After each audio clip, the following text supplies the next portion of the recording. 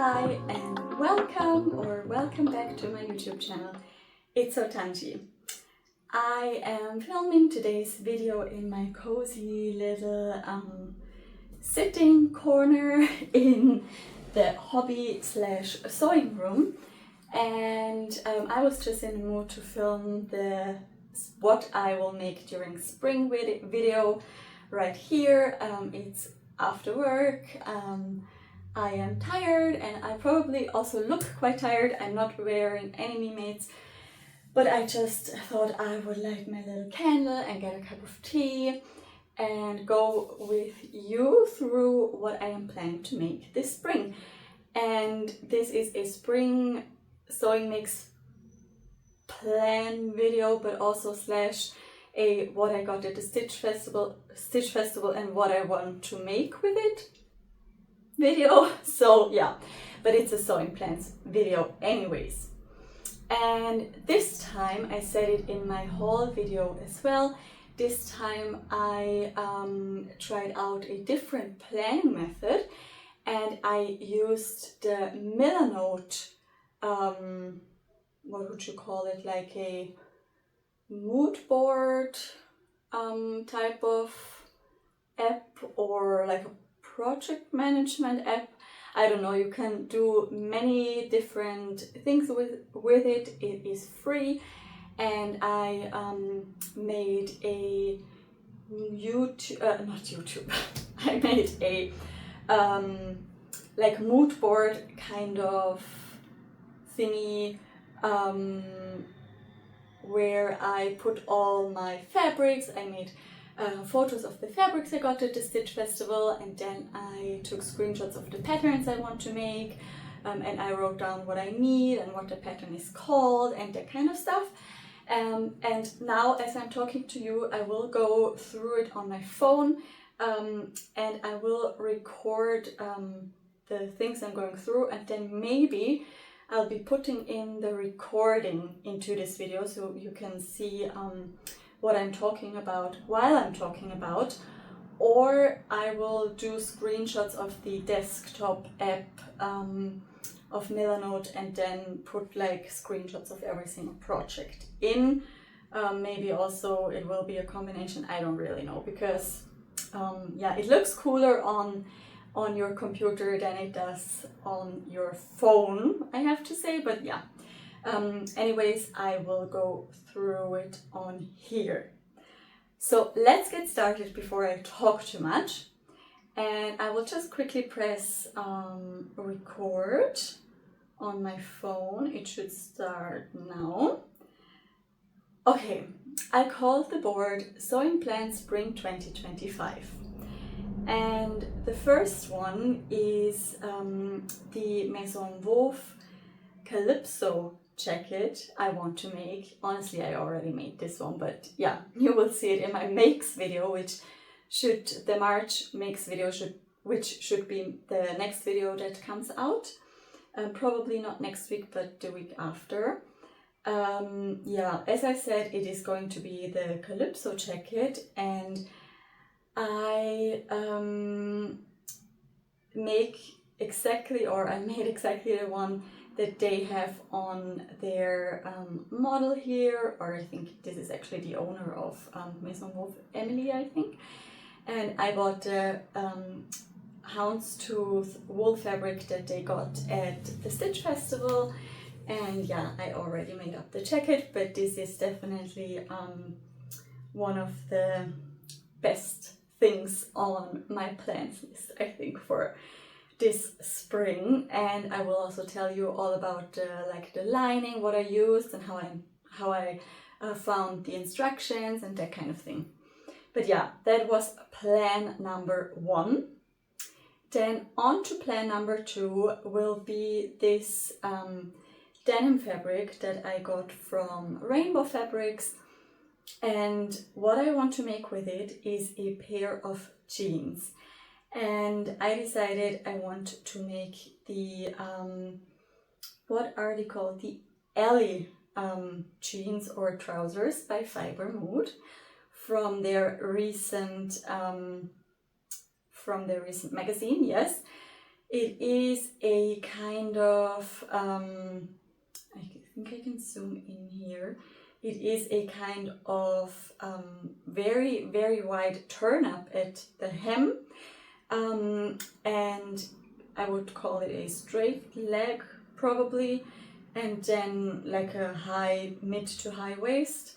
And that is exactly what I like in my jeans. And I think that this could look very, very nice in this fabric, maybe worn with a cream t-shirt or a like a brown t-shirt could be nice as well. And I made a cotton jersey t-shirt from a brown fabric, as I said, that would probably match this pair of jeans quite well. I have never made jeans before. I made a jeans skirt, but trouser fitting is not the easiest ever, and I'm a bit afraid of the jeans sewing, but yeah, I definitely want to try making my own jeans. So that's the Allie trousers by Fiber Mood. Then coming up next is another Maison Wove fabric, and this one is a viscose satin jacquard with a beautiful leopard print on it in this corally color that I would normally not wear, but I saw the fabric and I knew I had to make a pair of pajama bottoms out of this one, and I will go for a tried and true pattern for me, which is the Saguaro trousers. I made so many pairs that I can't even count them anymore, and I already made one pajama bottom pair and I love them. I decreased the rise a bit, and then I added a cuff at the bottom, and I also added the a piping detail around the cuff, which makes for a quite a pajama look, luxurious pajama look. And I plan to do the same with this beautiful fabric. I will probably omit the pockets because I don't really need them in the pajama trousers, but who knows, if I have enough fabric, then maybe I'll do the pockets as well, but I will definitely not do the drawstring because I don't need it. And I will decrease the waistband a bit and use a narrower elastic, probably something around 2.5 centimeters wide. Then next is this denim fabric, which has kind of a distressed look to it from Roy's Material World. And with this I want to make the feta skirt by Fiber Mood. I made this one already in a leopard print denim and I love it. It is a super cool pattern. It fits me very, very, very well. The only thing is the pattern size. I think I need around 1.7 meters of fabric and I only have 1 meter of fabric. I don't know why, but I thought that would be enough. And I really hope, because the fabric is so wide, that I can somehow fit the skirt out of that piece of fabric. Otherwise, I probably have to shorten it a bit, or maybe use a different fabric for the patch pockets on the back, or for the waistband, or for the yoke. Maybe something in a similar blue denim color, but without the distressed part. But fingers crossed I can fit it out of this piece of fabric that I got at Roy's Material World. Yeah, that was another plan. On to the next, which is, wait a second, which is this beautiful Liberty Tanalon that I got at the Stitch Festival as well. Obviously, all of these fabrics are from the Stitch Festival.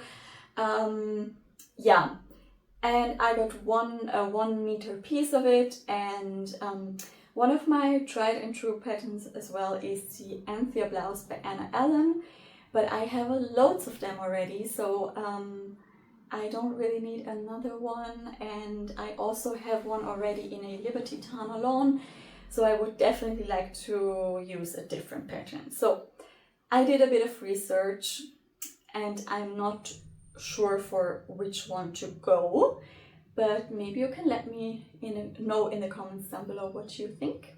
That would be very nice. I found this pattern on Etsy, which let's have a look if I can show you better how it looks. Yeah, it has this bow detail on the neckline, and then like these cap sleeves almost. I'm not sure, I think it has a zipper somewhere. No, it doesn't have a zipper. It has the what would you call that, like a split back detail, where you could get your head through, obviously. I think it looks quite nice, but I'm not sure if it is a bit too formal for me. So I'm not sure if I will go for this one, but this is one option. Then another option is this pattern that I found on the fold line, which is by French Navy, and I think it's called the Stratus Top. This is quite basic, which I like, because the pattern of the fabric is quite busy and colorful, and yeah, I thought that something a bit more like a bit more simple for the pattern could be quite nice. And I would think that I could fit it out of 1 meter of fabric, probably because I can also fit the Anthea with the puffy sleeves out of 1 meter, so that should work, I think. And then another option is this top by Fiber Mood, which I also found on the fold line, and it looks like a t-shirt, but it is actually made from a woven fabric, and I think it looks quite cool. Very simple as well, but I like simple cuts, so that's perfect.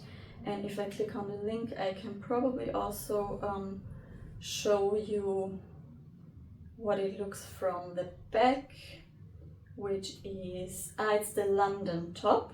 And I thought that would be quite nice because I bought the fabric in London at the Stitch Festival, and I could make the London top with it, so that would be quite fitting. Yeah, but not quite sure, but I like the detail in the back and the long sleeves. I don't know, maybe it's going to be this one. I'm not sure, I'm just not sure, because the fabric is so precious. I kind of feel like it has to be something that I will wear loads, and I'm not sure, maybe I will wear the v-neck more. I quite like a v-neck on me, but it has to have the perfect like depth. I'm not sure. Let me know what you think. But yeah, that's my plan for the Liberty Tanalon fabric. Then I'm not sure if this is one of my spring plans, honestly, because this is the viscose crepe I got from Fabric Godmother, and I want to make another Hamsa blouse by Fiber Mood from it. I already made one in the Ace leopard print, what was it, Cotton Poplin by Fabric Godmother, and I really do like it. But I'm not the biggest blouse girl, so yeah, and also the black of the color doesn't really seem very spring-like to me, so I'm not sure if I want to or if I will sew that up for spring. I was almost doing it 2 nights ago, but then I didn't really feel it. I have to say I wanted to do something that was a bit more like colorful, uplifting, I don't know, something that felt more like spring, I guess. But maybe it's going to be, or probably it's going to be, the Hamsa blouse one day. And then on to the next plan. And here I want to use these 2 beautiful Indian block prints.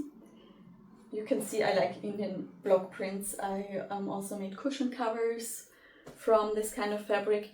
And I want to make a quilted jacket with these 2. So in combination, maybe I'll do the patch pockets in the more green fabric, or the binding in this fabric and the pockets, or I'll only do the binding in the lighter fabric. I'll definitely have to think about that, or I will do like a seam line in the middle somewhere and then have the darker one on top and the lighter fabric on the bottom. I don't know. I also don't have a backing fabric, because at first I think it would be best, and I would be very grateful for your advice on this project. I think it would be best to quilt both fabrics first. I have 2 meters of the darker blue one and then 1 meter of the lighter green one. And probably I think it would make sense to quilt them first and then cut out the pieces I need for the Jakob, or is it the Jakob? Yes, the Jakob jacket by Sewing Machine. The khaki version you see at the front is the one I want to make. And I think it would make sense to quilt the fabric first and then cut out the pieces, probably. But I'm not sure how I best go about it. Do I just buy some kind of wadding, or see if I have something suitable around, and then just quilt the 2 layers, so the wadding and the cotton fabric, quilt that together? Or does it make more sense to buy a backing fabric and then quilt the 3 layers together and then do binding on the inside? For the other version, I would need to line it, which I'm not mad about, because that's super easy for this pattern. But what does make more sense? I'm very unsure about what does make more sense. Maybe the quilting 3 pieces together and then buying like maybe a cotton poplin, a simple blue cotton poplin or something for the back or the inside of the jacket, and then quilt the 3 layers. I've never done a project like this, so I'm not sure what is the way to go, but you probably have more knowledge about this, and I would be very grateful if you could let me know what you would do in the comments down below. Yeah, and then on to the next project, which is this fabric, which is another denim with the snake skin imprint, or the snake skin jacquard denim, and I want to do a little Felix skirt by Sewing Machine with it, and then the Numi jacket by Bara Studio in a slightly more cropped version than it is originally in the pattern. And then I would have a little 2-piece set, a skirt, and the little jean jacket. And I could obviously also wear them separately. And I think these 2 would be very, very cute in this gorgeous fabric, which I love. I already washed it. I'm thinking about doing it as my next main project, but let's see. I am going, not this weekend, but the weekend after, I'm going to Italy, South Tyrol, with my partner for a long weekend, and I would love to take this set with me, but that would mean that I have to sew it up in 1 week, and I'm not sure if that is realistic or not. Depends on how much time I have at the weekend, I guess. Yeah, that's that. And that was it basically, because I just saw now there is my color palette, which is very like blues, different blues, then a bit of mustard, then a bit of green, and then like the creamy beigey brown kind of colors, but mostly blues and green.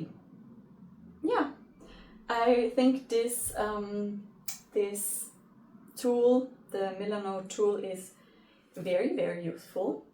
Try it if you haven't already. And I hope you enjoyed this video. And if you did so, I would love it if you could give me a thumbs up and also subscribe to my channel. Yeah, and I hope to see you in my next video. Take care, guys. Bye.